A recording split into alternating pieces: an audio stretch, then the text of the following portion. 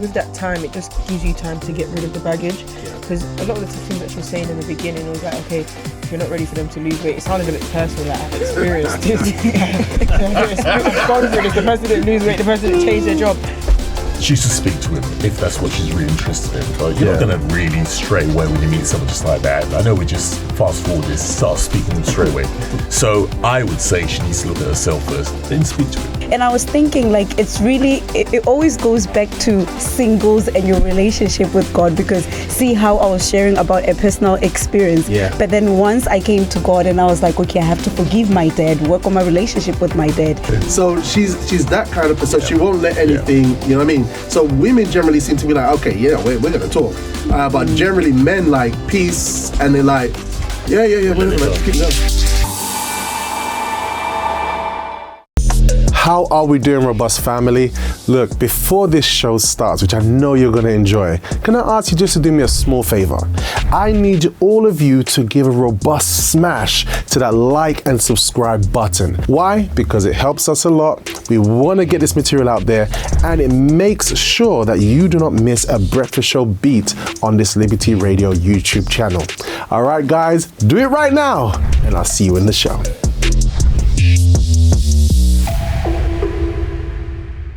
Good morning. It's that time to shine. This is your breakfast show, and I'm your host, Robert Ashitey, your robust presenter. Guys, oh my days, today it's come so quickly. It's Thursday. It's Relationship Power Thursday. It's the day we look at the subject of J'ai amour. Yes, the subject of J'ai amour. What my J'ai amour music, man?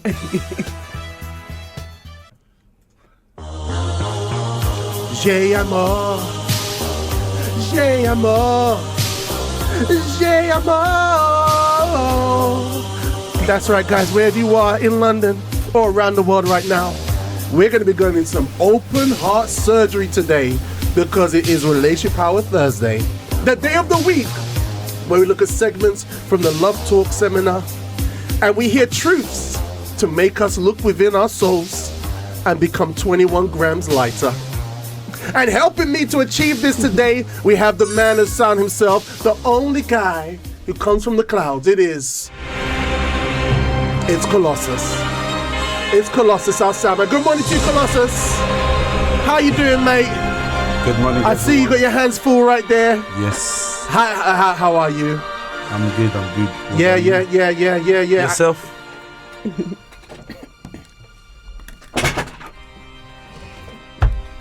I'm okay. Yeah. I'm okay, man. Yeah, thank you for asking. I'm I good. They can't see me, bro. Yeah. Well, it's inconceivable, did you say? No. It's fine. You're so cool. All right, you got all the sound ready for today? Yes, Fantastic. sir. And guys, guess what? I don't know if you see that body behind Colossus there. Yeah. Oh, it's our Jules from the Hills. It's the one and only. It's Julia. Good morning to you, Julia. Good morning. How you doing, girl? I'm okay. Good. You're looking fresh, wide awake today, man. I know you're a makeup artist, but I don't know if you're that good. Like, that good. Like, literally, you look full functional, radiant, alive this morning, Jules. Oh, she's doing a meek and mild approach.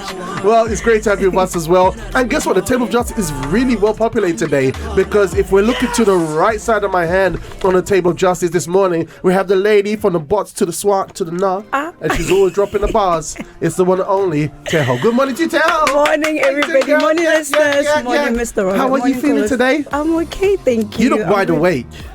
Yeah. Like really wide awake. Did you sleep early? Yeah. You did? What time you sleep? I slept on time. You're going to give us a number. No. Because we will all think like I worked as well this morning, so maybe that's why I'm a bit awake. So yeah, you caught it. You're awesome. But yeah, I'm happy to be here, ready to learn today. You're the best. And speaking about being the best, today I'm going to be having some psychological therapy with somebody that I've got joining on the table of justice this morning.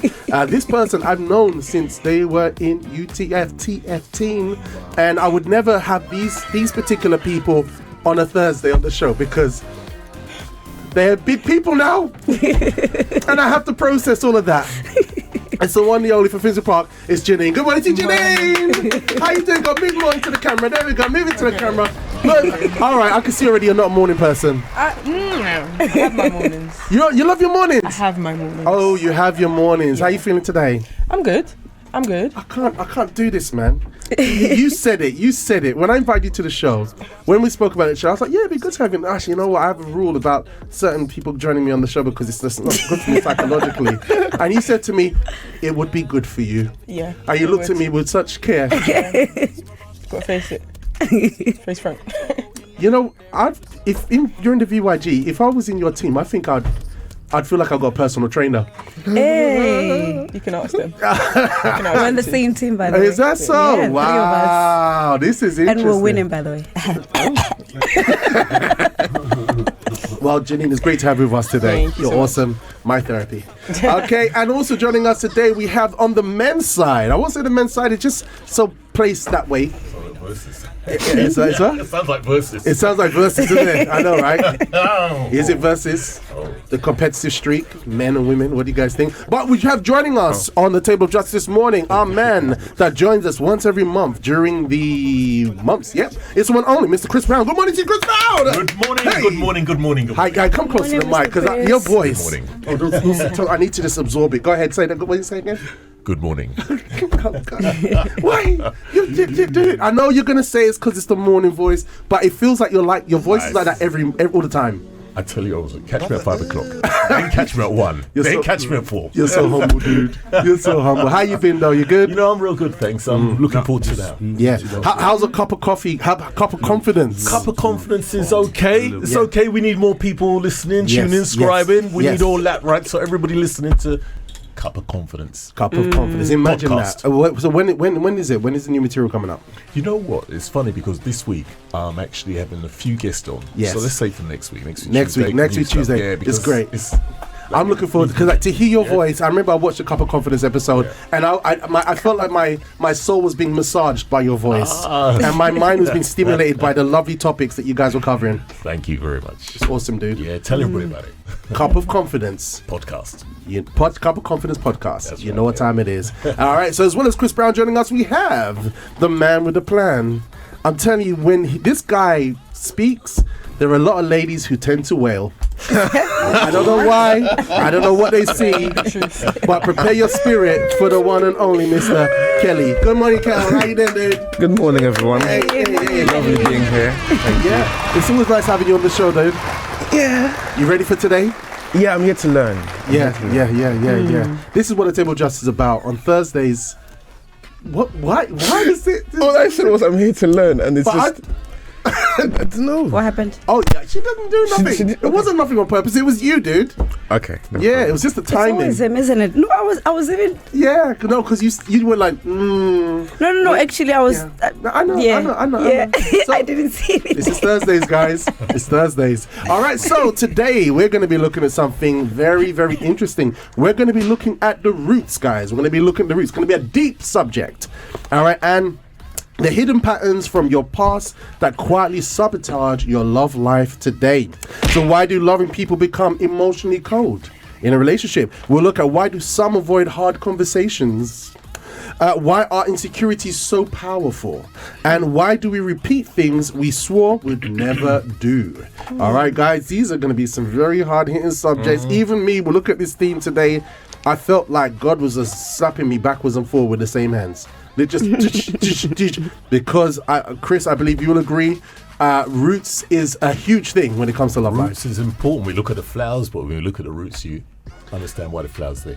Absolutely. Do you know, and I've also got something quite interesting. There's a stat here that says 48% of UK adults admit their behavior in relationships comes from childhood experiences, not from who they are today.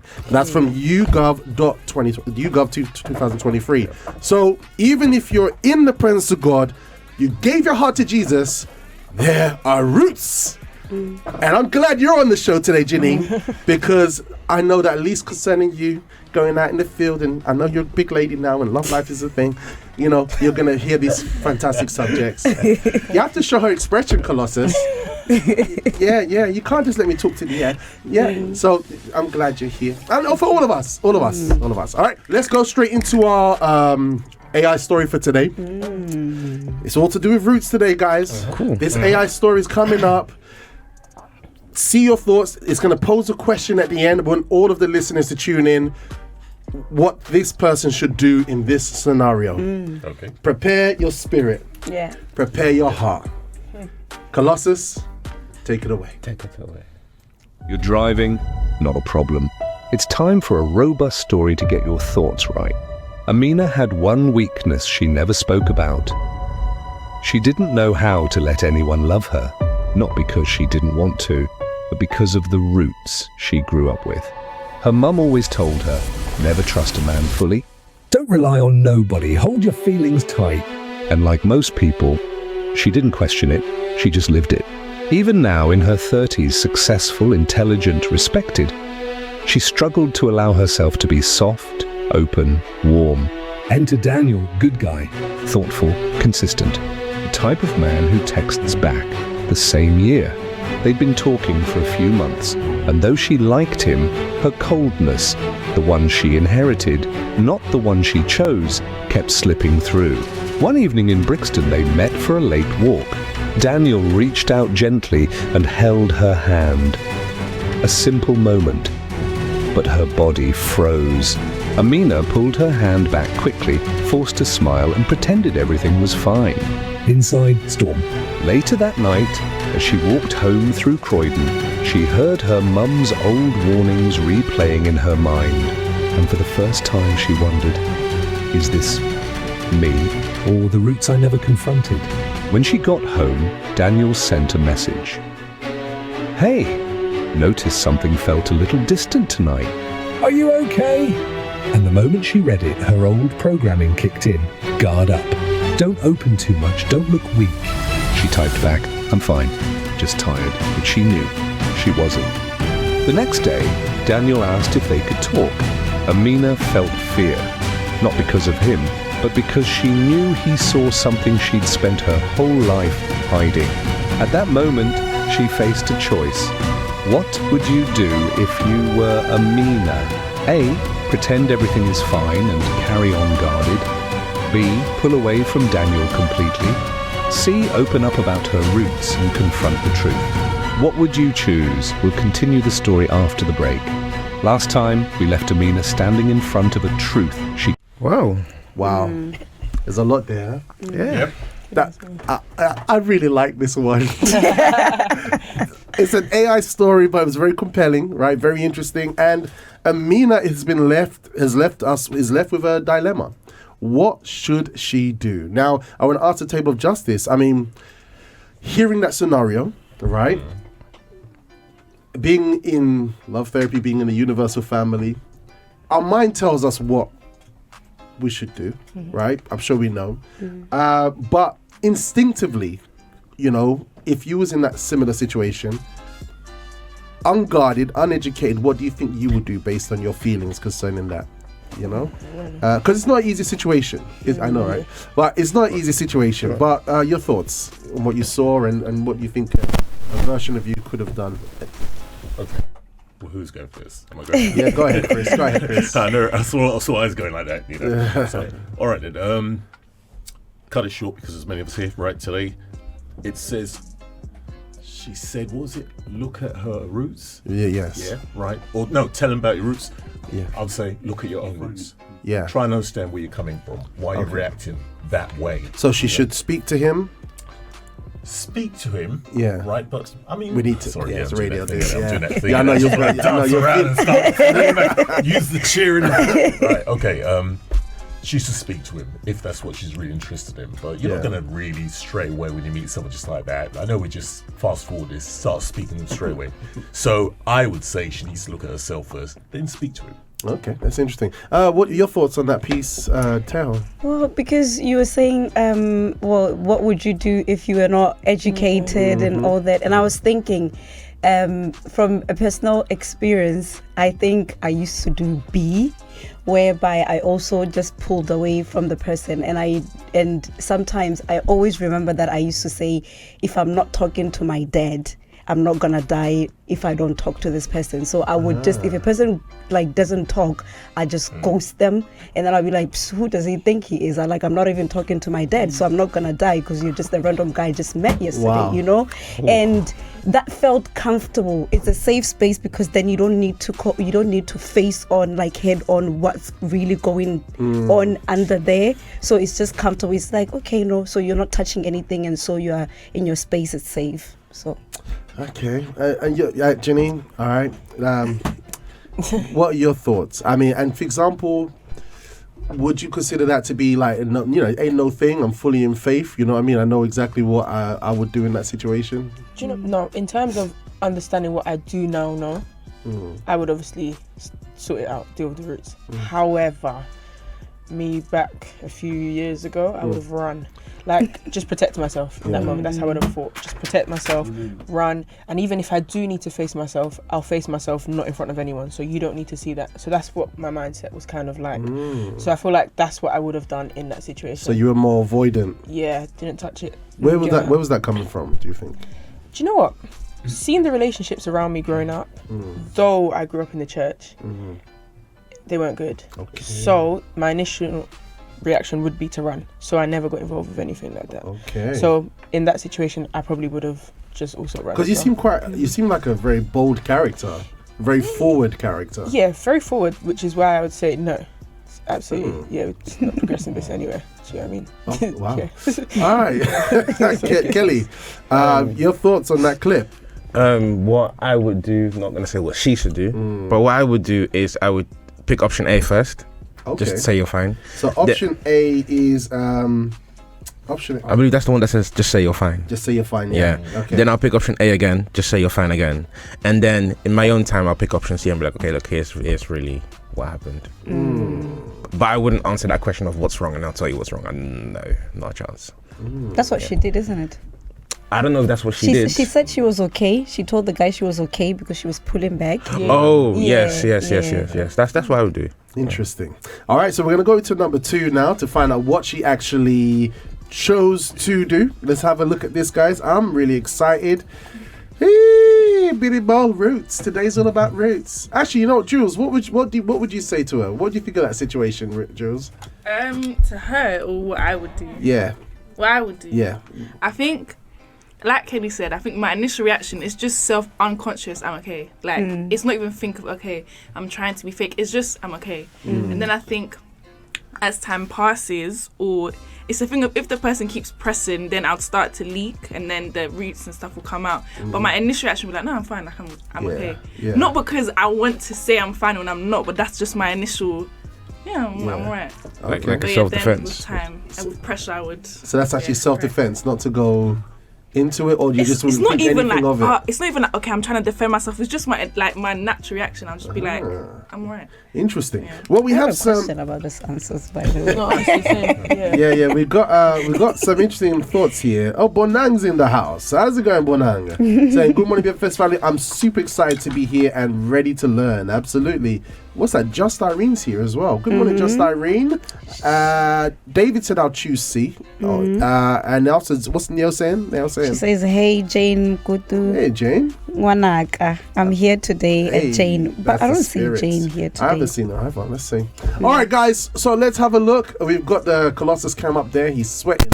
You know, he's sweating. He's like, I can't let these people down. Let's go and see what she actually decided to do. Take it away, Aminata. She hasn't chosen. Last time, we left Amina standing in front of a truth she could no longer run from. So, what did she choose? She chose option C, honesty. That evening, she met Daniel in a quiet cafe near Brixton. Her hands shook, her voice trembled, but she pressed through. Daniel, she said quietly, I'm not distant because I don't like you. I'm distant because of how I was raised. I was taught to protect myself, even from good people. Daniel didn't interrupt. He didn't judge. He didn't pressure. He simply said, thank you, Pitted, for trusting me. And for the first time in years, Amina felt something she didn't expect: release. Not because Daniel fixed her, but because she stopped hiding from the root. Over the next few months, Amina did something brave, something most people never do. She started digging. She prayed more, she sought counsel. She reflected, she unlearned lies she grew up with. She learned to see herself through God's eyes, not her past. The coldness that once felt permanent began to melt away, not overnight, but step by step. And Daniel, he didn't become her savior. He became a friend who supported her healing, not the source of it, because healing always starts with God. Every plant that my Heavenly Father has not planted will be pulled up by the roots. Matthew 15:13. Some roots don't belong. God doesn't just prune the branches, and He heals the root. What root from your past might still be shaping how you love? And are you finally ready to dig it up? Have a robust day. Started. Oh, so what was that to her? No, I was saying the show just started and this video is really good. It's brilliant, yeah. It's interesting, right? It literally went in. And you know what's interesting is that if you look at this story, you could try to point out where the enemy is. Is she the enemy because of how she was behaving? Is he the enemy because he's maybe too forward? Or is the mum the enemy for putting those roots in there in the first place? But I just want to give a bit of a disclaimer. The mum isn't the enemy. In the mum's mind, she was doing the best. You don't know what kind of life that she had, what experiences that she had. She didn't have love therapy. And as far as she was concerned, she was giving the best to prepare her child for life from wherever place that information was coming from. It might have been out of it could have been, she probably didn't know, it might have been malice, it might have been security, it might have been different things. So there was no enemy here. What the issue is that it created some type of root. You could have someone who gives so much love and that becomes a bad root because they're like, how they treat their partner in the future would be like, oh no, you don't treat me like my dad. You don't treat me like it becomes a bad root. You know what I mean? So it's just how whatever experiences you receive, they land. That's what I think. Kelly, you go. No. I'm just listening. I was thinking about what you said just now. That's all. You know what I mean? So I think you could be around toxic people and become toxic. Right? That's the environment. But I think in this particular situation, the mum was just someone who's probably a victim who never got love therapy, but anyway, any other things you guys picked up in that well clip? I'll say that mainly, like you said, the mother is not the one at the end of the day, but parents automatically, as your parent, you want to protect your child. You want to make sure they're okay, so they start passing their own blueprint onto somebody else's life, which is not always correct. Sometimes we're overprotective. We can be, isn't it? Anyone? Yes, go ahead. I'm still thinking about that one. Sorry, I'll be honest. But I also think the person does have a part to play, because we give, whatever people tell us, we give a certain amount of truth to it, if that makes sense. And you can choose whether to be like, no, this is what you went through, this is why you're deciding to kind of listen to that information, and I'm going to choose to hear you because you're my mum, I can hear what you're saying. But when it comes to listening, is because I'm experiencing something else, I need to put to death whatever you've told me, if that makes sense. Because I feel like the fact that she gave ears to it is why it molded her to be the person that she was. We get all types of information in life, we hear different voices, but whatever we give ears to is what molds us. There's always going to be something to be said, to be fair. That's interesting. But think about this, right? Because even something that you said earlier, that you grew up in the church but you didn't see all the right examples, because that was just life happening around you. Do you know what I mean? And you had to get to a point to know the difference. So as a child, things are being children don't care what you say, but they will imitate what they see, what you do. They would imitate that. So it's interesting. It's interesting. Teho, what was you going to say? Because you got that look in your eyes. I was just thinking about so many things, but I was thinking it's so good how. Okay, so when I was watching the video, because of the experience that I just shared, I was thinking, it's so beautiful how it says God uproots everything. right?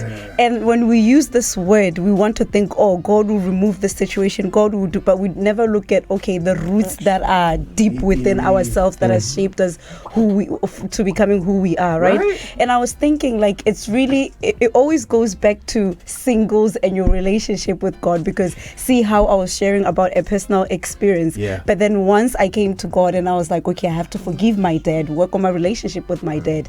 Now that sort of like, you know, God is uprooting all that in the process, and then by the time you meet your person, you're not bringing in roots that are not resolved, because as far as this is concerned, you've dealt with the unforgiveness, and so you're, you know, talking to your dad. So tomorrow I won't be like, oh, okay, you know, be that kind of like toxic so as I was. So there are things while you're single that you should address, and that translates into your relationship life as well.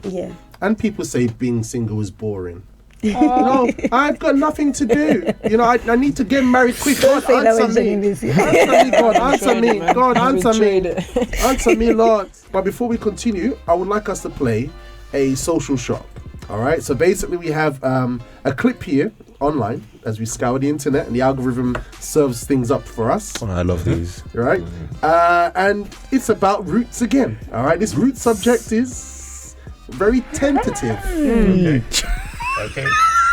So, what happened? I want you all to take a good look at this.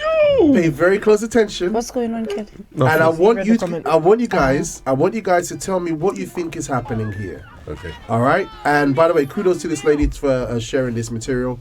Credit to you guys. Check this out. And divorced 3 times. And if I could say one thing about my experience, and I mean, you can take it or leave it, it's going to be this.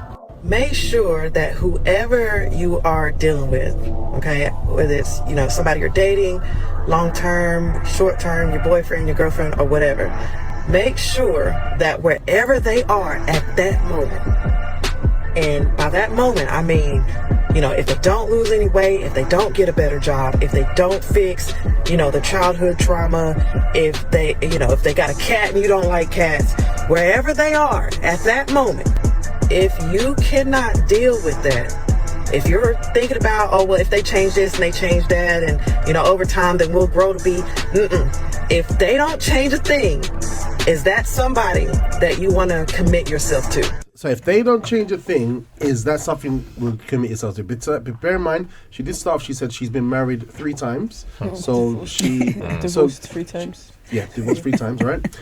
So that means... So she's coming from that premise that, you know, she's had some experiences. So, Table of Justice, from what you're hearing her say in that piece, I thought it sounded very informative. What do you think is actually going on there, Janine? Oh...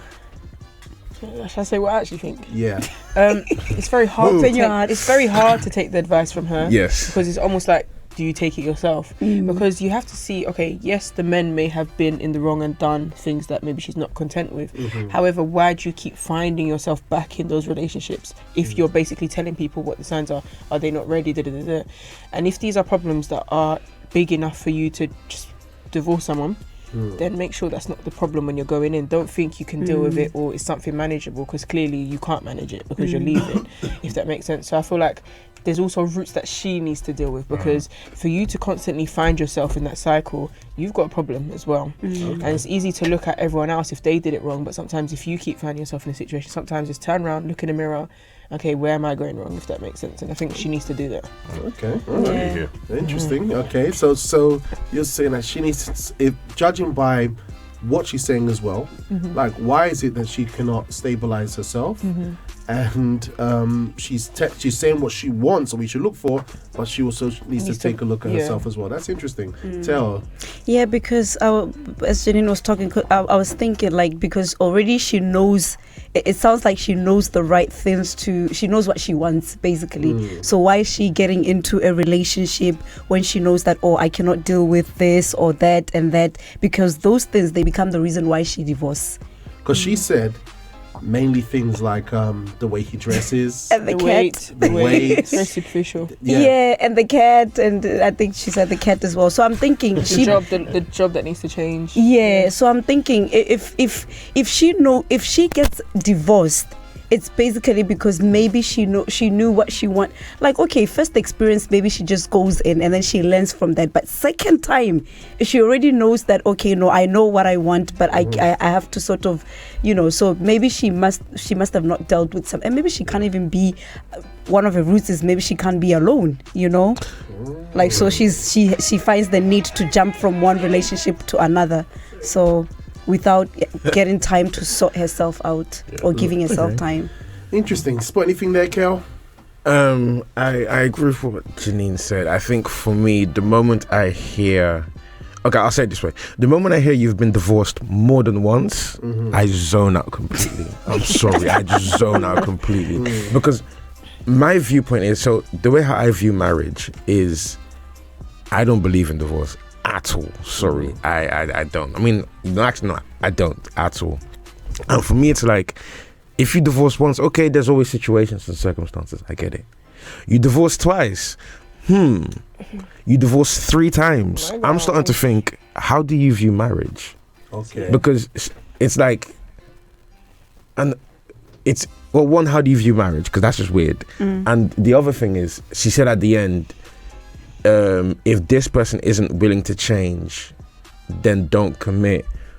But what about herself? Because she's now shown that she's not, but no, it's not even that she's been committing, but it's like, she's now shown she's not willing to change at all, hence 3 divorces.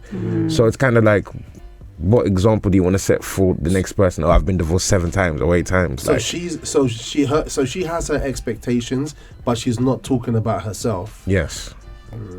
That's just, sorry, I can't. It's quite interesting. But it's interesting, Chris, because many times we always see ourselves to be on the right foot. It's very easy for us to kind of be like, I'm correct. These people need to fix themselves, right? Yep. I'm going to jump on that. But first of all, I'm going to underline something. Is I wouldn't personally judge someone for being divorced. Okay. Right? You have to understand their circumstance, what the situation is, because then we prejudge. But in this situation here, she needs to actually, us back to the same thing, look at herself first, right? Because if you're going to say, and tell the world what they should be doing, that, if he's got a cat, if he's this, if he's that, if he's this, these are things that are reflection of you, of who you are and what you don't want in your life at the end of the day. So why are you going and choosing people that are the things you don't want? Now, you got to think, why don't I want those things? There are issues from before in her past. There are roots that haven't been looked at. But let me just tell everybody else how to do it instead. Instead of looking at self and think, you know what? We need to actually get real. Don't just go and shout out over media at the end of the day. I say that openly. Any replies on that? All right, but so we can see it's a real trap. It can, Angels. Yeah, because I was thinking of her advice. I think initially I was like, okay, looking past her results, she said, what stuck with me? She said, because people get with people and they're like, you're getting with them with the image in mind of who they can become, like the potential they have rather than who they are right now. Don't get with someone because you have in mind, let's say right now, I don't know, maybe they're, lazy, or maybe they're not really committed, or they're okay, they're not a bad person, but they're nothing like that you'll be proud of or take pride in. This is my partner. So don't get with someone just based on the pure fact of they're going to change, because just because you think or you imagine, you hope they're going to change, doesn't mean they're going to change. So don't get with someone just like, if they remain how they are now, would you be content with that? Do you know what I mean? That's what she said. Yeah. And therefore not going into 3 divorces, isn't it?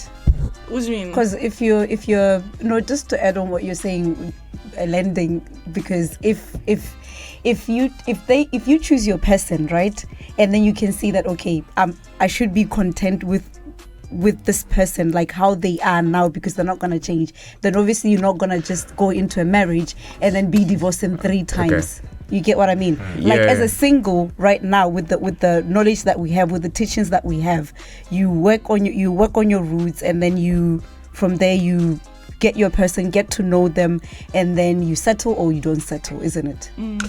Yeah. Kelly? Oh, there was something else I was going to say. No, I was going to say, after hearing Julia and Secho speak, that clicks, and I understand where she's coming. She's not telling people what they should do. She's sharing her mistake with others so they don't repeat what she's doing. So what you said and what you said is kind of, so essentially what she's saying is, if you get with someone or you look for someone to get with, if you're not content with how they are now, do not make the mistake of going in the relationship expecting them to change in the future. Otherwise, you'll end up like me with 75 divorces. It's not easy. Can I just say that as well? Is when we say do not, we are actually saying a doing word. So if we're saying a doing word, we are actually saying to people, don't do this, right? And what it is that the fact that I actually have a bit of compassion for her in that sense, really, because she's actually been through a lot, and that's why she's venting it. That's why she's sharing it in that sense, you know. And it goes right back to looking at self, which a lot of us we don't do. It took me a while to look at myself. You know what's interesting? There's a book, Bulletproof Dating, and there was something that really got highlighted in the book that I observed, where it says that if you do break up with someone, give yourself, if you've been in a long-term relationship with someone, and it doesn't go anywhere, you need some time out by yourself. You know, because many times you see celebrities. We did a retrospective on Thursdays. There was a time during Thursday Relationship Power we were doing retrospectives on celebrities, and one of my favorite celebrities growing up was Halle Berry. Whoa! Yeah. And she was the it back then. Right? And as much as I root for Halle Berry, one of the things you see in her pattern that when we did that show is that she never gave time to herself. She went from one relationship, then not much time passed. She's already in another one saying, I'm going to get married. And obviously I'm using her as an example, but this happens a lot, especially in the celebrity world. But in Bulletproof Dating, we're saying, look, you need some time to stop, reflect, and I think it's to see those roots, to see where I could have gone wrong, where I went wrong in my decision, my choices, and what happened. Is that a case of someone not wanting to be on their own or to face themselves? It could be that. So let's just get into the relationship straight away. I don't have to be alone. I don't have to face myself. I don't have to go to my roots at the end of the day. Yeah. Everybody wants love. Everybody wants to be happy. Everybody wants love. But there's something going on with human beings, and we have to consider these roots. Hey, Janine. But I was even thinking, with that time, it just gives you time to get rid of the baggage. Because a lot of the things that she was saying in the beginning, it was like, okay, if you're not ready for them to lose weight, it sounded a bit personal, like I've experienced this. I've gone through this, the person didn't lose weight, the person didn't change their job. But at the end of the day, what if that actually happens in a happy relationship? You need to also be able to deal with that kind of change, and I feel like that's a maturity, because if she now goes into a relationship, yes, there can be roots that can be dealt with, but what happens if there's physical changes that happens with time and you're not content with that either? So that you sooner or later you have to mature enough to understand these things do happen in marriage. And if you're not okay to deal with it, then maybe you're not okay for marriage, and you need to deal with that, because it's like, what happens now if someone puts on weight? Because your cooking is so good. Right. You know, that's going to open up another can of worms. That's another avenue. All right. But it's interesting. We got some comments there in the live chat. Tell. Bonan says, for the morning coffee question is D for me. I'm still trying to think of something, but there's nothing so far. Maya says, tuned in late. This one definitely should be replayed someday. And Bona is asking if you need a chair, Jules, because 2 hours is a stretch. Yeah, tell me about it. All right, so we had our morning coffee question just before the timeout, and we did ask the question, everybody, which was, Jules, what was the morning coffee question? It was, what's one behavior you've noticed in yourself that might actually come from your past, not from who you truly are today? A, I avoid confrontation even when something is wrong. B, I struggle to show affection or be emotionally open. C, I get insecure easily or compare myself to others. Or D, I've never really thought about this before. All right, and looking at this question, I want everyone to process this, all right? We've got Chris. You've been married for, I think, 17 years now, right? 17 years now. 17 years. I'm keeping track, you know. You are. And obviously we got, our singles here in the dating environment, all right? And I'm looking at the question. I'll tell you. I'm going to give an answer to this morning coffee question, right? Teho loves these things. Excited, yeah. Loves these. She's like, okay. And you know what? I would say, I've got two answers there. Go ahead. Go ahead. Yeah, I've got two. Okay. The first one I have is this. At the start of my marriage, it was B. I struggle to show affection or be emotionally open. I understand. Because I'm coming from an environment of single, I'm coming from an environment of faith, emotion. It's, man, no, I need to be, let's go. Yeah. That was me, So it's like, come on, let's go. Oh, yeah, kiss. Okay. Are you ready? Let's go. That was me. Then afterwards, it shifted to A. I avoided confrontation even when something was wrong. So in the beginning, I wasn't that person. You'd be like, come, let's sit down and talk. But then over time, when I started to see resistance, I think I got conditioned to be like, oh, you know what? I can't deal with this. Yeah. I got what, and so I would say even now, I'm very cautious when it comes to confrontation, because I know if I switch to the faith side, it can come across too strong, because I'm going to go against my, it's like, okay, I will take that kind of posture. So it's God helping me to kind of meet in the middle kind of thing. So yeah, so that's my one. That's interesting. That's my one. Yeah. All right, who else wants to fire? Yeah. Come on, table justice is open. Should I? Yes, please. Go ahead, Oh brother. yeah, I knew my answer the moment I saw that question. It's actually A. Reason being is I didn't say this on the show, but similar to that video of the girl who expressed her feelings and then she got backlash, is how when This I was a clip on social media that's running viral right now. It's how when I grew up, whether it be with my parents or even at school, for example, when I would express my feelings, you could say, or an opinion on something, I got met with heavy backlash. Yeah. Heavy. Especially from parents. Yeah. When you say, oh, mom, I didn't like that you did this or that. But like, no, but I wouldn't have done this if you didn't do this. Like, they kind of flick it back on you. Yeah. And growing up seeing that, I now start to think to myself, okay, if I now express myself, I know it's going to come back to me. So if it's going to come back to me, what's the point in opening up? Why, let me just live my life in peace and quiet, whatnot, yada, yada, yada. So whenever problems arise, I tend to just go, it's fine. No problem. Yeah. No problem at all. You really have to create an environment. It's a bit sissy, but you really have to create an environment for me to go, here's the issue. I hear that. If I don't have that issue, oh, Kelly, what do you think about that? Nothing. Yeah. Nothing. If somebody came to, like, for example, because my wife is quite reserved as well when it comes to these things, but if she was to say to me, what do you think? I would open the floor. The gates. Yeah, thank you. Not in a rude way, in a very tactical way. Thought you'd never ask. You know what I mean? Like, yeah. You know, it's all the way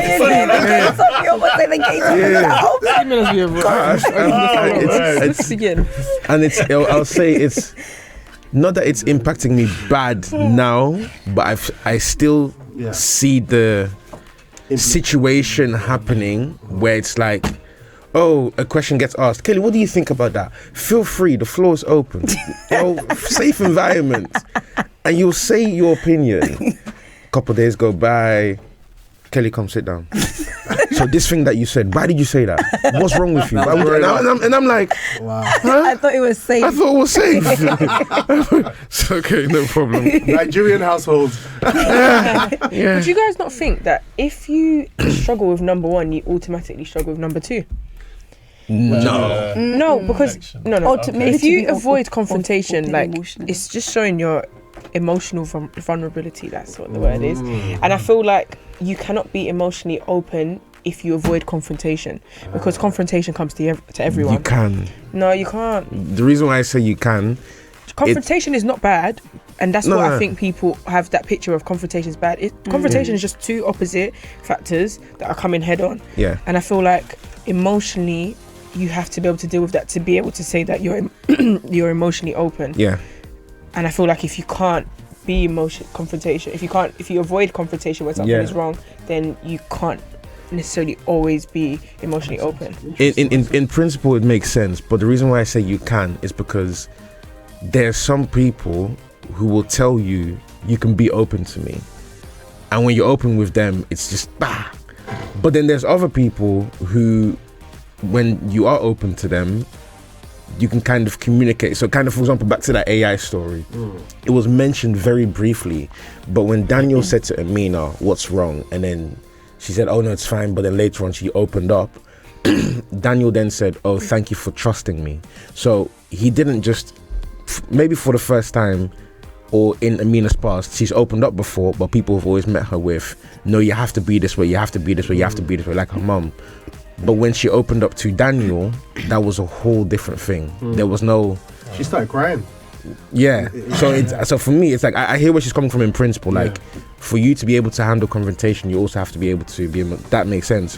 But at the same time, I think it's also a person-by-person Human basis. beings are complex. Yeah, but you can't navigate humans. You can navigate your emotions. That's why I say there needs to be a certain level, because someone else can be all guns blazing and that's just the person they are. But sometimes we need the all guns blazing. Let's be real. Sometimes we do. Sometimes we need someone to be a bit more... But I feel like as humans, we always want the pat on the back. We never want the confrontation that is head on. But sometimes we need it because that's life. Which one are you? Do you know what? I'm here for confrontation. Not because I like... No, do you know why? I like to communicate. And I'm very communicative. If I don't like something, I'm saying it. And I know how to navigate how to... So your way of avoiding confrontation is to be communicative. Is that what you're saying? Say it again? So you said you're A. No, I'm not A. I said I'm definitely not she's A. all I'm for definitely not A. confrontation. I'm all for that. Facts. I perceive. Do you know what the thing is? I would say B, but not into everyone. Okay. And I don't think that's a bad thing. I think I select who I show affection and who I am emotionally open to. Okay. Why? Not everyone needs to see that side to you. Okay. Yeah. Okay. Teho, which one are you? I think I avoid confrontation. I find that hard to believe. Facts. No. On this show, she confronts a lot. No, I don't. I agree. Actually, I agree. Okay. I Depending on the setting, environment, maybe. No, I think if I'm I can't. And I realized that since I, when I gave my life to God and then I started, working on my relationships. And then one thing that I realized is that my dad is not so as well. And you know how sometimes we get those scenarios in real talk and you're like, okay, no, you haven't you've forgiven this person, but you need to keep a relationship with them. And I was like, for me, it really worked out well, because even though my dad, I forgave him, but I was the one who was like always trying, maybe running after him.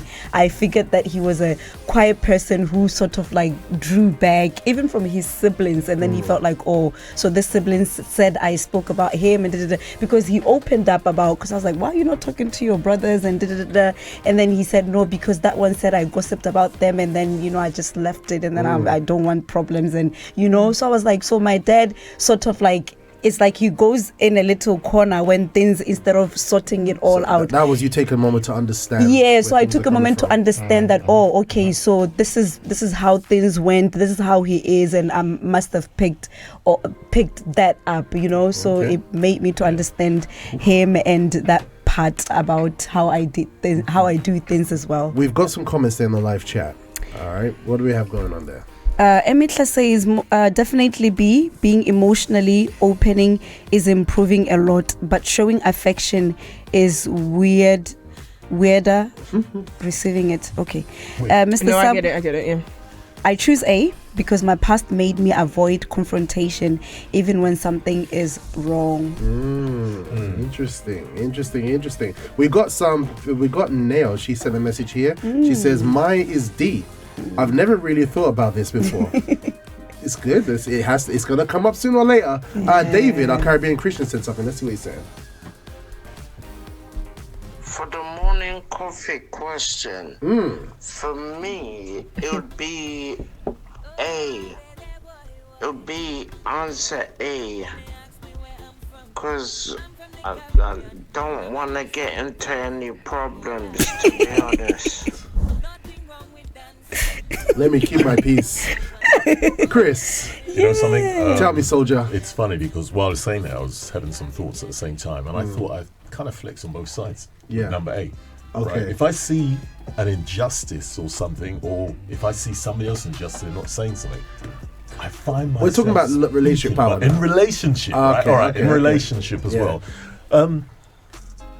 Because it's different, right? Different. Sometimes, like, for example, Teho, when it comes to, like, day to day, she's a jovial, happy to speak, you know what I mean? Yeah. But then there's something that where God designed relationship, that's conversing and the person's mental states and your mental state, we kind of move differently. Okay. Right? Okay, I get you. All right, so let's bring it right back down. Let's bring it right down. Right. Okay. Let's bring it right back. All right, here we go. Growing up and seeing volatile situations of confrontation, all that, you kind of take on little things. So I think in relationships before, there were things where if I didn't like it, then I didn't like it, and that's that, and it caused, confrontation.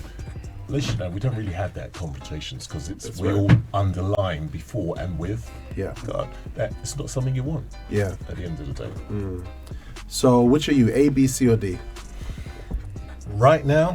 Yeah. Show up on the screen so you can see Colossus. Do I avoid? A, B, C, or D. So A is I avoid confrontation even when something is wrong. B, I struggle to show affection or be emotionally open. C, which I don't think it's you, I don't know. No, I don't. D, C, I get insecure easily or compare myself to others. Or D, I've never really thought about this before. Do you know what? This is going to sound really kind of thing because C is just out of it.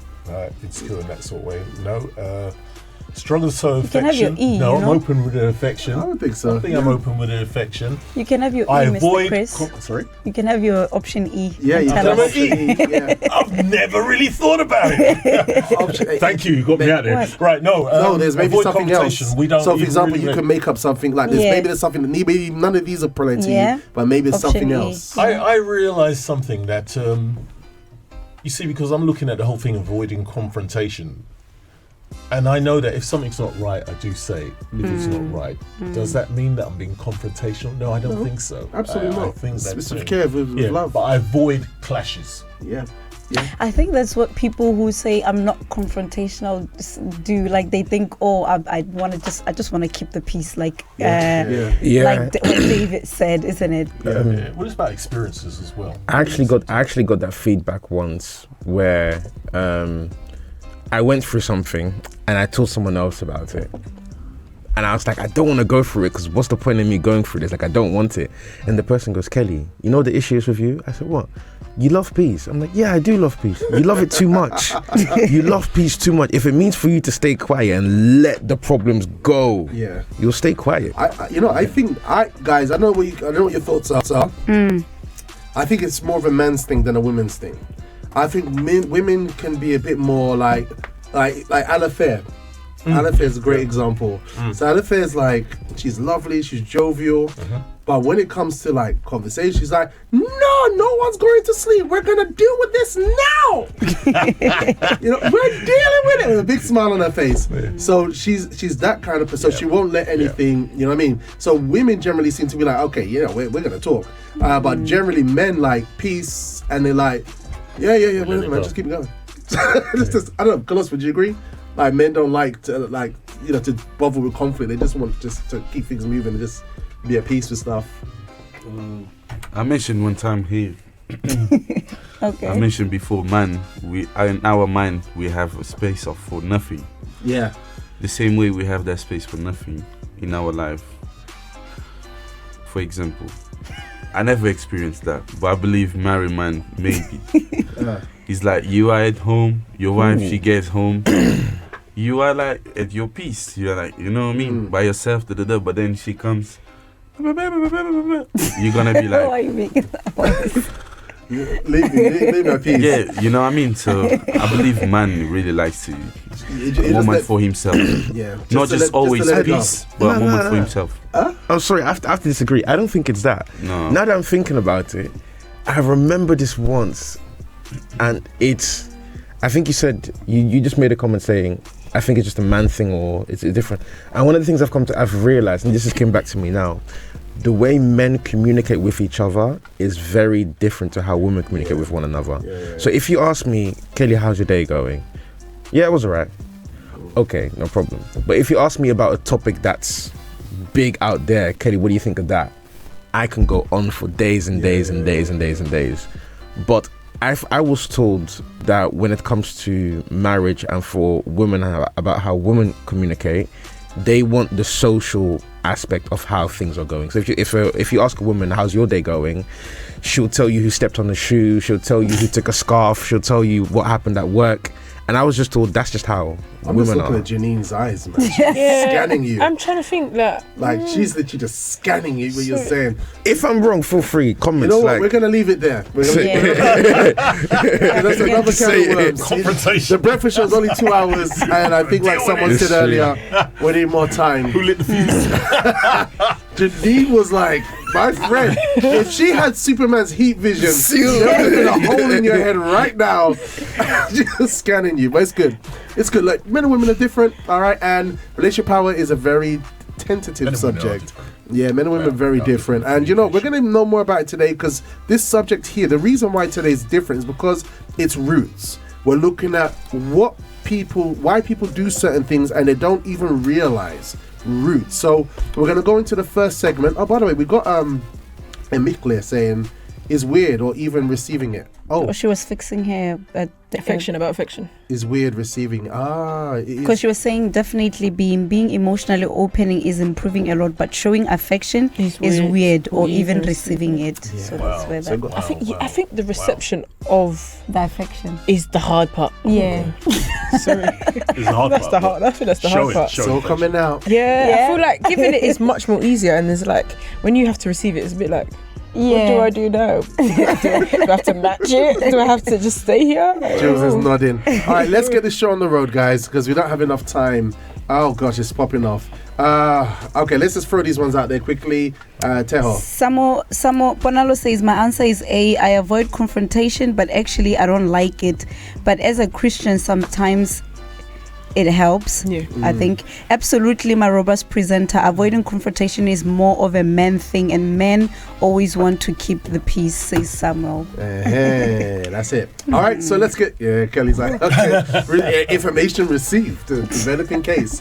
All right, guys, so look, it's all about roots today. We're going to go to the first segment of Bishop's program. It's just gone 9:15. Hopefully we'll be able to fit all of these in and get key points from our table of justice. So stay tuned, get your notepad out, because it's about roots and it's going to get deeper. Oh my gosh, okay. Excited.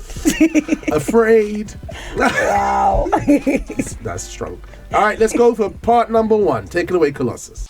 Hey, just a quick interruption. I know you're enjoying the show, but don't forget, if you haven't already, robustly smash the like and subscribe button. Do it now. Do it now. We are starting tonight a session of 10 Thursdays speaking about roots. Why speaking about roots? Because you would be surprised how many things you do, how many habits you have, that you act on those habits even without thinking. Even people who say, I will never do what my father did, what my dad did, what my mom did. We see that happening a lot when we speak to young men from the VYG. Sometimes I speak to young men in the church who don't even know who their dad was. We have others who do, but they say, Bishop, my dad was a womanizer, caused a lot of issues. I don't want to be like my dad. I said I would never be like him. But then when this young man gets to his teens and sees people at school sleeping around, keeping a body count, how many people they sleep with, what do they start doing? The same thing. Even though they said, I will never do it. You'd be surprised how many ways of thinking you have that were imprinted on you because of things you saw. We don't realize. And this happens to men, to women, to people who are young and people who are old, to people who are single and people who are married. And this is a problem. Why? Because It's like a person shooting themselves in the foot. Why is it that sometimes the person is cold in the relationship? Sometimes we have people who complain, Bishop, I met someone in the church. We both serve God. We got married. But the person says, Bishop, my wife is very cold towards me. And the person never realized that she was cold. Men as well. Please, I want you to understand, I'm not talking more about men or women. We're talking about both. But sometimes the person doesn't realize how cold they are. But that has to come from somewhere. If you see that the fruit of the tree is rotten, don't fix the fruit. You have to go to the root. So if a person is in a relationship and they're cold, they don't show affection. I speak about this with my wife sometimes. Sometimes we're in the street, we see couples together, and one, you know they're a couple, but they're walking, they don't hold hands. Last week we were saying, if I'm at home, if I'm doing anything, I want my wife to sit next to me always. I want her to be like this. We even have each other. I have my side and you have your side. Yeah. So, but why is it that people are cold? Because naturally, for example, a baby, is a baby cold towards the mother? No, the baby, how does the baby feel in the lap of the mother? It falls asleep. Is it true or not? So, because that coldness doesn't come from when the person's a baby. Where does the coldness come from? What's the root? Sometimes the person grew up hearing, listen, never let a man, never give yourself completely to a man, because men, they use you and then they spit you out. Keep your guard up with men. So the person hears this for years. What does she do? Or the man hears from the father, from other men in their lives. Women are only good for one thing. You use them, then listen, don't commit to anybody. And then the person develops this because of something they heard. Yeah. Sometimes the person has a lot of love to give, but they put up on this shell of coldness because of something they experienced. Question is, what is the root? Where does that come from? You have to know.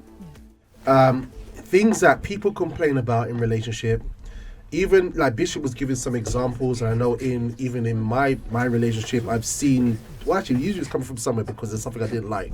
So I'm like, I just feel comfortable like not being walking with you right now, because we're human beings. But there's things that like we see and we try to make it to be like a normal aspect of the relationship. You know, the person doesn't want to accept hugs or an embrace. And instead of saying, where does this come from? We say, the person says, that's just how I am. But guess what? The partner who you're with needs an embrace. That's what makes you different than everybody else on the planet. So I think this is interesting that Bishop is sharing with us things that we can be doing that is harming our relationship, showing us that we should understand that it's coming from somewhere. You know, I'm not an affectionate person. Okay, but where's that coming from? Because affection is a good thing, right? If I'm not a giver, but I learned that, I need to give, because it's a good thing. If I'm not giving, or if I don't want to give, where's that coming from? Because we always want to, as human beings, want to do what's good. Yeah. So this is an interesting perspective that Bishop bringing, right? It's a very interesting perspective. It's a case of, if you're an affectionate person and you're not, okay, doesn't taste nice, man. Right. If you're an affectionate person who used to giving, used to hugging, and then you realise that somebody else is not, you're going to start withdrawing a bit as well. It's going to have an effect on you, and you're going to start locking in the things that you would normally, naturally want to do. So the thing about it is, in that sort of situation, in a couple relationship, it's learning about each other, learn about each other's needs, each other's wants, what reflects. And it's not sitting down and saying, oh, you know what, I need a hug now and then, and I need this. Sometimes it's being observant to many things around that goes on and say, well, why don't I do that? Why don't you do that? It's probably because of the history. Yeah. It's probably because of the root. Like I said in the beginning, I was joking. All right, we both like gardening, right? Now, the thing about it is, we always look for the beautiful veg, flower, fruit at the end. But if you haven't taken care of the roots and it's rotting underneath, you could stay there waiting that forever. You're not going to see that beautiful fruit and that flower. True. You know, so we got to take care of the soil, the roots of everything first, and see why when somebody hugs me, I look up. You know, why do I do that? Or why do I not trust that person? Yeah. You know? Why don't I trust this person? Yes, Janine. Yeah, I was going to even add to it. I said, like, you know, when they say that marriage in the beginning is the hardest part, and I think it's because these things need to happen. They can't not happen. And I feel like what a lot of people do is they turn a blind eye to it, but it doesn't change the problem. It just hides it for a bit. No, it's not even hides it, but it's still there. It's under the rug. Under the rug. And I feel like the moment you start to face it is the minute that you can progress from it. Because I feel like sometimes it's just you have people that have different love languages. The way they show affection is just different. But then when you understand which person is which person, you can navigate around it. So I feel like though it's not nice feeling and people tend to think, oh, it means something's wrong with my relationship. No, it's just two people that have come from completely different backgrounds, different upbringing.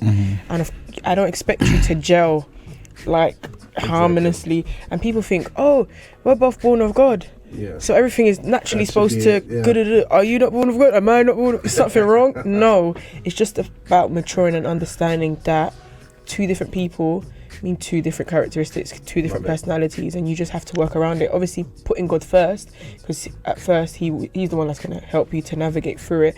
But I feel like once you do that, things will progress. Not easily, not in 2 seconds. It might even take years. I remember sometimes when we hear the examples of some of the pastors and pastors' wife giving, oh, this was a problem, and some of them they'll tell you a year down the line, 2 years down the line, sometimes even 3. It took time for them to adapt it, but you have to give it time, if that makes sense. Don't rush it, because I feel like that also adds to the problem. See, that's the Christian thing to do.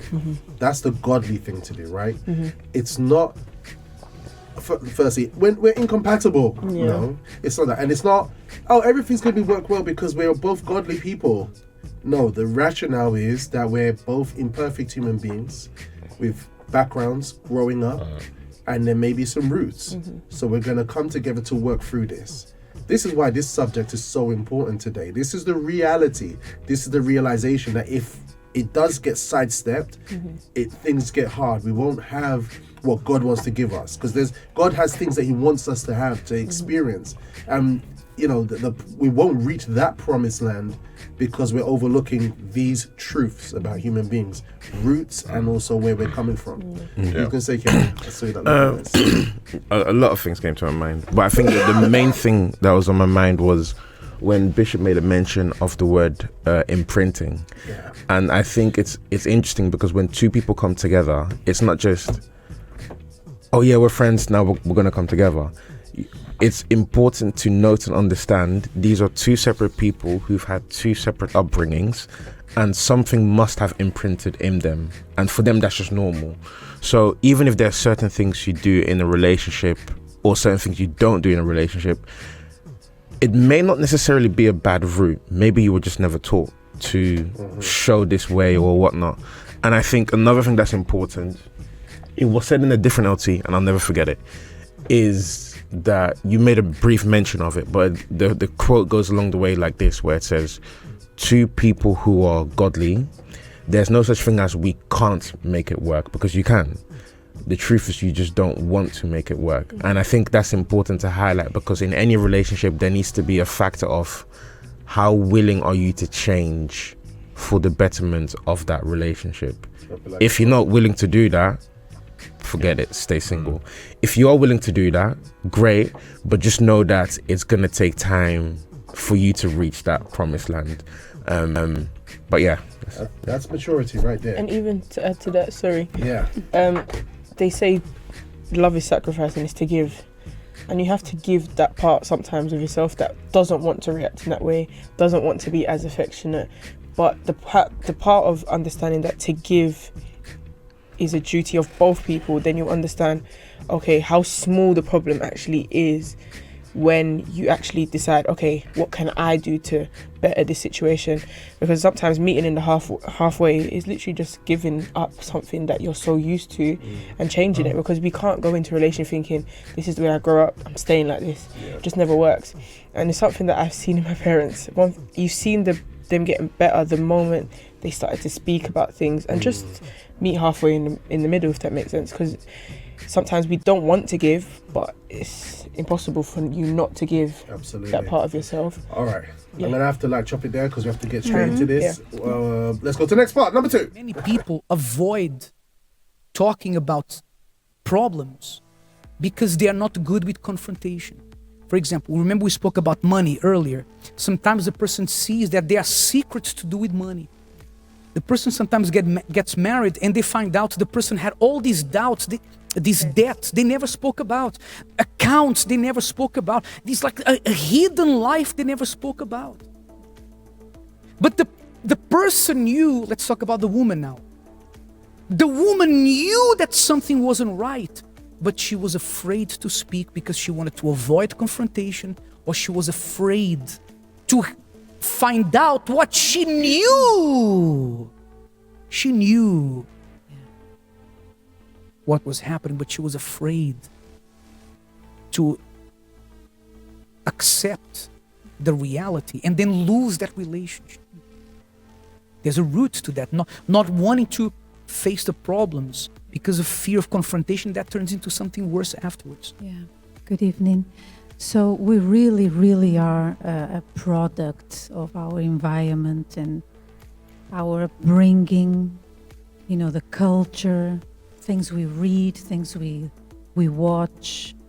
And I'm listening to these 2 points. And the thing is that some people, they know, okay, I grew up in a very difficult situation, mom and dad, this and that, no mom and dad, whatever the situation. So some people, not many, they know that they are traumatized, because that's a trauma. When you carry something inside of you that makes you see something and you kind of shy away from, hey, what's going on here? It's like you've seen that somewhere. Maybe your mother would be abused or beaten if she would ask a question. So subconsciously, there are things that you are told, but there are things you see and you absorb and you do you understand? This is very, very important. So I think that a very important thing, a task for everyone here is to know yourself. Know yourself, because many people are not aware, like you mentioned, the wife or the husband who doesn't know how to show affection. This is a problem.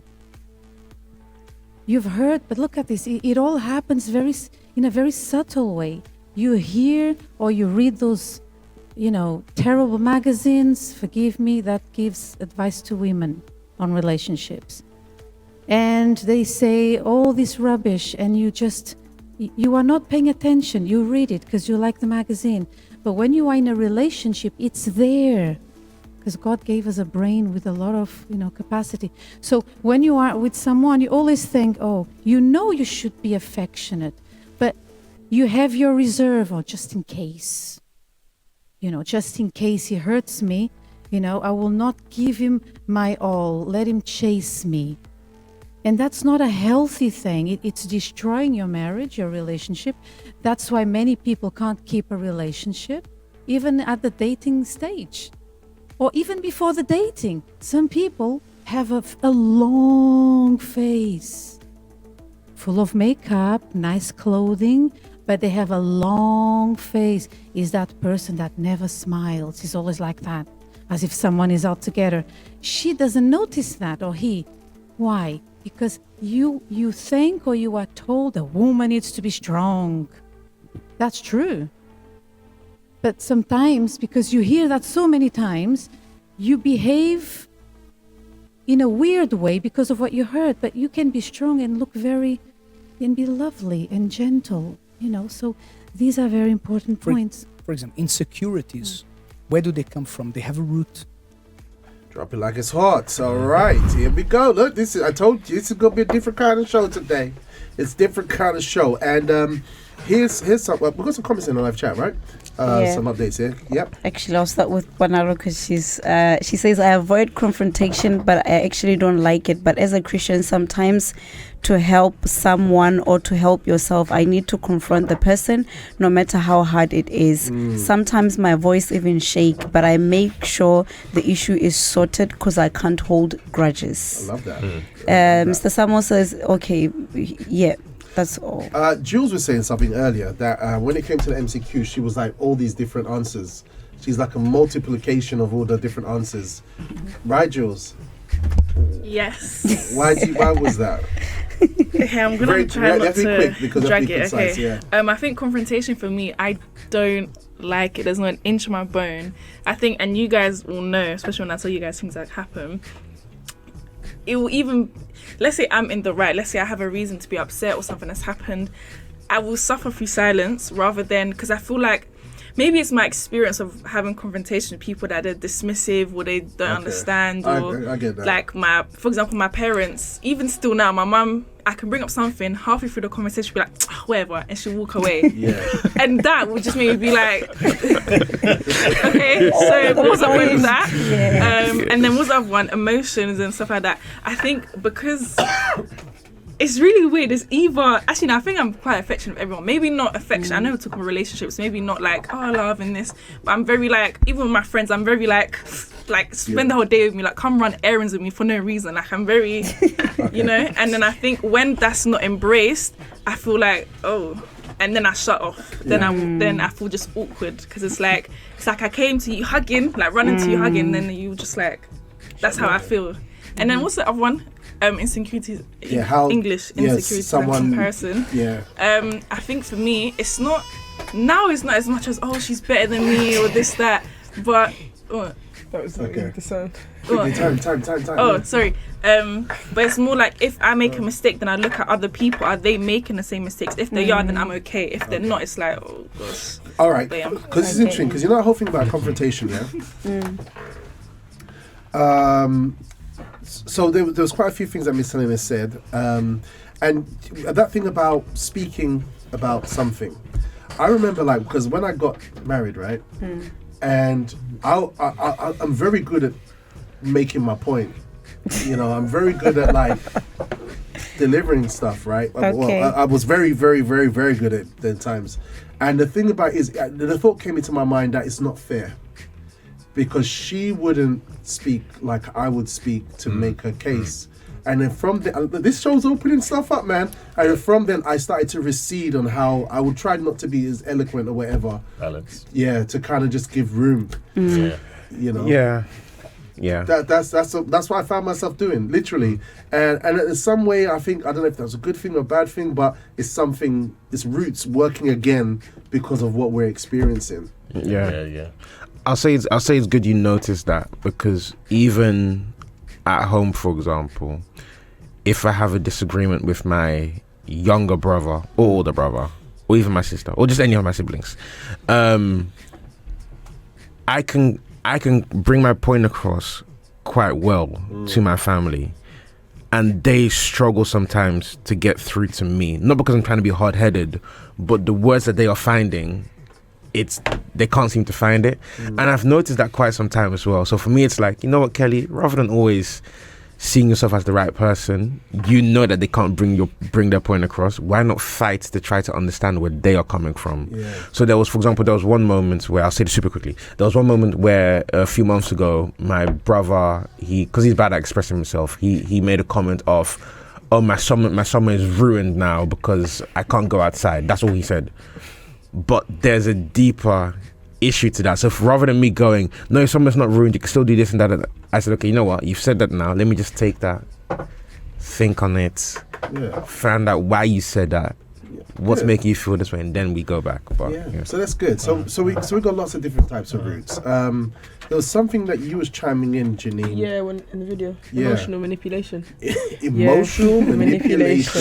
And I feel like it's more, I wouldn't say in church, but actually you never know, but more outside. You hear it a lot. Females, they love it. they will do something bad. Yeah, move more to this side, please, because the camera's a bit. They will do something bad, or they will be a bit silent. They just want attention. The purpose is to get attention. What they will do is they'll give a bit of silent treatment, make it seem as if something is wrong, when in truth nothing's wrong. I had friends that used to tell me, pretend I'm sad, just pretend I'm crying, just give me a hug. You have to show. And just say, and just say something. If they ask you, just say something is wrong, or and it was just the pure purpose of getting attention.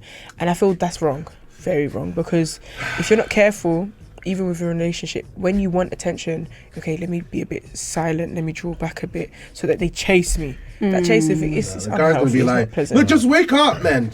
Just be happy. Jesus, your heart beating, everything's okay. All right, go. Okay. Yeah. Let's keep moving. I think my dad trained me well with that. If you try that in the house, it ain't working.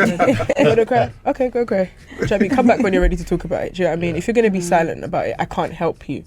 But if you're ready to talk about it, I can.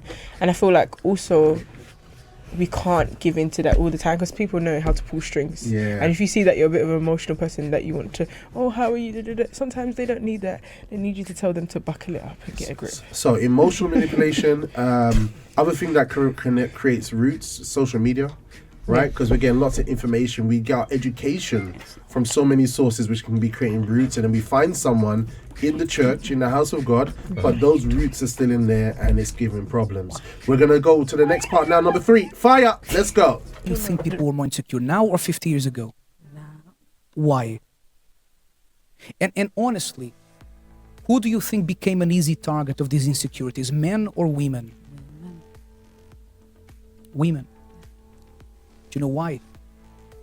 Especially because of social media. Who keeps telling women that they're not tall enough, slim enough. You want to see something? In Asia, everyone wants to be everyone wants to have lighter skin. No one wants to be 10. You come here, everybody wants to be 10. You have tanning shops everywhere. Right? But that comes from a perception of what people have to look like. What you're told you have to look like. If you have an insecurity, but there's two sides to this, because the opposite of being insecure, or the polar opposite, is to be arrogant. That's not also the answer. The answer is to know that you were made in God's image. But the insecurities, they have a root, either because you were told something, because you were told, even by your parents. Today, I was telling Elena, I felt so terrible. I saw something I never saw in my whole life. And you know when you're shell-shocked and you don't know what to do? I saw a mother with a 5-year-old, maybe 4 or 5-year-old daughter, shouting the worst abuse, but foul language, demeaning foul language to a little girl in the middle of a crowd. And I didn't know if I was going to call the police, if I was... do you know when you don't know what to do? I never saw that in my whole life. How do you think that child is going to grow up? Sure. Believing what she heard. Yeah. Sure of herself? No. Everything that happens, the way we are, is a result of these roots. So what are we going to do? Starting from next Thursday, because if you want to treat the roots, deal the roots with the roots, what do you have to do? You have to dig. Right? So we're going to start digging next Thursday. And then this purpose is not just going to be for you to know what the roots are, because the Holy Spirit will show you. The thing is, a person can have the Holy Spirit and have roots that are problematic. I remember the story of someone baptized with the Holy Spirit. I know this person, we know this person personally, baptized with the Holy Spirit, a woman of God. But when she got married, the night, the honeymoon night, when she was going to be together with her husband, the husband touched her like this, and she froze.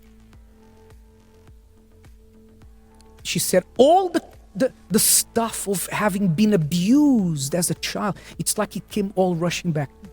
She never thought this was inside of her. See, this is very important. This is, we've brought up on the show some ages ago, but this example that Bishop James is giving is that someone who's very close to us, who's in the faith, right? During the evening time, where the partner went to touch them, they froze up like like an enemy was touching them. Why? Because so they gave a testimony that they overcame trauma, they overcame abuse, whatever. However, even though all those times they gave that testimony and God gave them a new heart, a new life, gave them His Spirit, this person, when it came to marriage, had that past affecting them. That root was still very much there, was very much active. So sometimes the issue that we could be having in our love life is exactly a root. You hear the testimony of somebody and they're laughing, telling their testimony like, this, that, and the other happened to me, da da da da da da. But as soon as the marriage happens, that's when you're going to see whether, if they've had enough time to heal properly or not. Because the human brain, the way that it works is different. It's different. It's complex. Yeah. Anyone want to say something from the piece today? I was just when Bishop said that, when he was talking about that woman full of the Holy Spirit, and then she froze on her honeymoon night, and I'm thinking, wow, this lady must have thought she worked it all out. She must have thought she dealt with everything up until now. It was that moment whereby, okay, no, now everything that you think you've dealt with is tested, like you are in that moment. So I was just wondering, actually it's a question that I have, but I'll pose it after everybody else has said, so I give it time to think about it. But I have a question.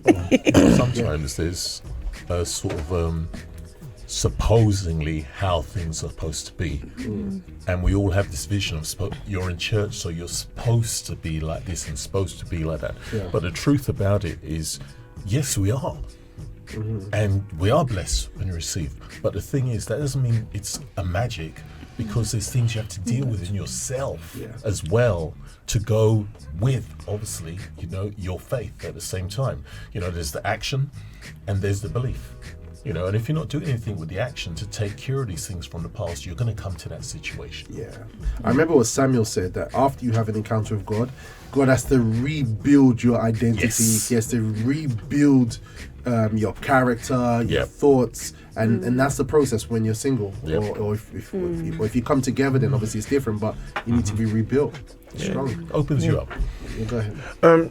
No, I was going to say something like quite generic, which was, and I think I'm going to say something quite generic, which is that this is why love therapy is so important, because there's so much you can gain from this. And I had a conversation with Bishop. I told you today could be special. I said it, man. This subject roots is deep, Go ahead. So I had a conversation with Bishop about this. And funny, it was about the same situation, but rather like the same topic.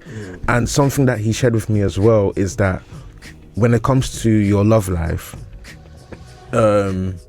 you tend to always focus on what's the spiritual condition of the person, and that's it, full stop. Like, I'm gonna go for that. But one thing that he highlighted to me was there's so many things to consider, not just the spiritual, there's also the mindset of the person, the intellectual, you could say, level of that person. How do they see things? And in this situation, it's easy to say, oh yeah, the woman, she should have dealt with her root, like she should have known, or that's something for her to still work on.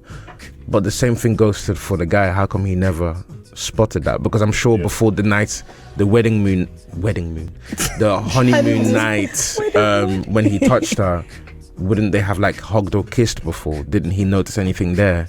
So it's a lot of things to consider. Or that's the thing. Maybe he didn't think nothing of it. But it's like interaction. But also, Just to add to it, a lot of the time we actually encounter them is when we're face front with it. If that makes sense. So there's no way to prepare for it. It's like, wow, this is a problem now. I've acknowledged it. But moving forward, it's like I now know I have to deal with it. A lot of these things is like prior to it, it's like you didn't sleep together before marriage. Do you know what I mean? So it's like I wouldn't have ever been that far in terms of physical touch. But this is you're right. Yeah. But this is just touch. This is not even the sleeping part. But so how I see that is like, for me to just touch, I must have just touched you before when it comes to a hug. I must have just touched you before when it comes to a kiss. If that touch now comes on the wedding moon night, it's like wedding moon. Actually, I don't think Bishop would have given details like it was more than just the touch, but it must have been. Yeah, because we knew maybe she knew what was leading to it. If it was going to go to next. So it's like that was probably the fear. It's like, okay, it's a different touch. Now this is happening, and it's triggering something. Okay. That's a problem. But here's the thing, right? There's conversations being had in love therapy. That's why it's powerful. Because otherwise we say, oh, the person's been proud, the person's like this. No, but there's roots. You know what I mean? And that's what's so important. We're gonna go to, I think this might be our final part right now, guys. This has been such a hot conversation today. Very strong and very necessary. Go ahead, Colossus. When you get to the end of these 10 Thursdays, your roots are going to be healthy, because you're going to know where those problems come from and you're going to fix them. It's like a car. You know, when you're driving a car and there's a rattling noise and you don't know where it comes from, for you to fix it, what do you need to do first? You need to know where it comes from first. Yes. That's what we're going to do. Yes, and listening to what you're saying, to this introduction of these very important Thursdays, I am reminded of when God created Adam and Eve. God created Adam and Eve, and I'm pretty sure that when he saw himself, he was like, wow, I am handsome. And the woman, wow, I am so beautiful. She didn't have tweezers, shavers, and all that kind of thing. But she was like... Botox and all this kind of thing. You know, makeup, nothing. She had nothing, literally. She was, no clothing. But she was like, I was so beautifully made. Oh, there were no mirrors, but her husband was her mirror. Like, so this is how we need to be at the end of these 10 weeks. Free from all this rubbish that we've accumulated over the years. And sometimes, like you're saying, the person even has a Holy Spirit, but it's a comment that a friend said. A friend that she looks up to. Oh, you should do something about this. You don't have to do anything about this. You need to go to God because He made you beautifully. He wants us to be childlike in our hearts. And like Him, He said, look at this. He said, He created everything, and then He looked at all that He did, and He said, and everything is very good. So He looked at what He did and He praised everything He did. Guess who was included in the everything He created? Us. And this is why it's so important. Just a brackets here. This is why it's so important, you who are in a relationship, to learn to praise the person who's with you. To say, well done. To say, you look so nice. And to praise that person. Bishop, then she'll be proud. Don't be overly spiritual. Yeah, I don't think the person will be proud because you say, oh, you look so beautiful today. No, Bishop, I'm preserving her spiritual life. And you're not. Don't be overly spiritual. See, this can be a problem as well. I mentioned this on the breakfast show many times, right? I was very overly spiritual, and I had to God would speak to me like, Robert, tone it down, give the person a chance to breathe. Yes, Teha. I was just thinking, right? Yeah. That really, I think religiosity makes people think everything is okay, everything is fine, God is loving, and it blinds us from not digging deep within and finding these roots. But when we focus on our intimacy with God as singles, that's when we have time to see what's really going on underneath, why we react the way that we do. And usually I like to give the example of how we interact with other people as well, at work, at home, because this is your practice, isn't it? Yeah. And so being able to do this with God, to say, okay, God, show me what I need to work on. This allows you to see and watch yourself and, see your reactions and deal with your roots, hopefully, isn't it? So, but when we're religious, people when we're religious, we're comfortable, nothing really bothers you to face I'm covered it. in the blood. I'm covered in the blood, man. No, not me. No, man, I pray for you. Something you said, man. Don't worry. Okay. It'll come back. Simplify. Trust. It's trust. It's trusting yourself. It's trusting God, and trusting that you are not going to fall when you step outside your comfort zones. Because when you step outside your comfort zones and the little fears and the little things you have, and I'm not trivializing abuse and things like that, but I'm saying all these things that you put out in the light, you are going to have a better relationship. One with yourself, your relationship with God is number one important. Your relationship in your marriage, your relationship there as well. It's trust.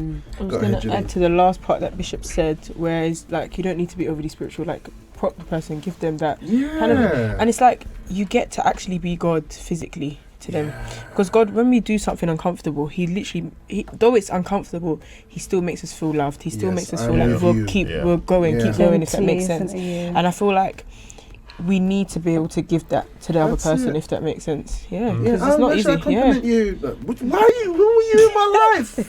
You don't want to compliment me. God had to tell us that we look good. That we not in the he didn't say you are loved. You are loved. You know what I mean? And those words really helped us to trust Him. And the same way you get to do that to your love partner as well. Because if you don't tell them you love them, or they look beautiful, they'll think, do you like me? This person hates me. And then you think, oh, she's insecure. But exactly, because imagine human beings are designed to desire those things. Even the most rigid man who's very intellectual and very dry, he desires affection. Of course. God made human beings that way. And then we want to be spiritual and be like, oh no, I think they're going to become proud. Kelly, final words, please. I don't really have any. No, I don't. So I've just... Nice. LT is great. Love Therapy is great. You should be there tonight at 8 p.m. at 232 Seven Sister Road and 43NX. And just come to learn. And the singles hour too. The love team will be waiting for you guys. Tonight's single hour. Challenge yourself. Yes, the singles hour is going to be there as well. Don't be at home shaking. Face the roots. No, actually, have you got the bed bug video? Bed bugs. We don't have the bed bug video. I should always prepare the bed bug video for singles hour. Don't be a bed bug. But very quickly, what's in the live chat? Very quickly. Miss Janet says. Wait, listen. Like a bed bug. You're a bed bug. Take it back. Sitting on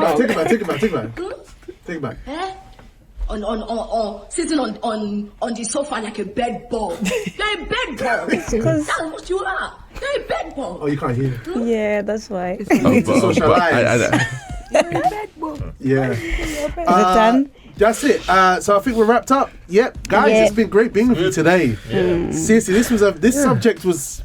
It was different. It was good. And you faced it. You faced it. I faced it. Yeah, Mr. Mason is asking if we can download it on your channel as well. This is Amazing Show Breakfast Family. Can we upload this, Robert, on your YouTube channel to share? Absolutely. Yeah, now we've got AI helping us as well, like we've been learning on the show. So we've got the programs pushing up on Robust Life channel. So definitely Jay's going to get his hands on it and we'll chop it up into pieces so everyone can watch it. It's good therapy. But also, Chris, thank you so much for being with us. Pleasure being here, always. And I can't wait to receive a Cup of Confidence podcast. This week. Yeah, that's Cup of Confidence podcast. All right, and you've been great, Teho, and also Jenny. Yeah, we've all been great. That's awesome. No, I'm good. I got processed today. My mind's thinking straight. Jenny, yeah, it's good. You're growing up. You're a big woman now. Yeah, it's next stage in your life, and you talk about love life issues like an adult. You don't find it awkward at all. It's okay. Next up is going to be Javina, but I don't think I'm ready for that one. I don't think I'm ready for that one either. No, Pete says no. All right, Kel, you've been great. Yeah, thank you. It's been awesome having you on the show, man. I think this is the first time where the show has been peaceful, you know. Do you think maybe because Julia's all the way against the wall up there in the corner? Don't start. Just She's be in the nice. thinking spot. Let's end it on a good note. I think it's the subject. It's all about roots. It's like, why do I do the things that I do? Now Everyone's watching themselves. Everyone's watching themselves. Right. Gotta hold that in. Gotta tuck it away. I'm telling you. Colossus, thanks for being a great man of sound today. Yeah. Jules, you're awesome as well. All right, open camera. And guys, we'll be back tomorrow with Feel Good Friday, same Breakfast Show channel, same Breakfast Show place, UK. Until then, ciao for now, guys. Bye. Farewell. Actually, do the other side so we can see Julia as well. Bye. Oh, gosh, bye. Yeah, bye. Bye. Okay, guys, I really hope you enjoyed that show and you actually captured that breakfast show Vim. We laugh, we joke, we learn, and we equip ourselves for day-to-day life. If you want to see more, guess what? We're actually live with a live chat and a live video feed Monday to Fridays on libertyradio.co.uk from 8 a.m. in the morning. So don't miss a breakfast show beat. Like and subscribe if you haven't, and definitely connect online. And I'd like to see you there on the show. Type your name in, communicate on the morning. If you didn't already, we're also on Instagram. Check us out on Official Liberty Radio on Instagram. There's so much happening on that platform. Definitely go check it out. And I'd love to see you there. All right, have a good one.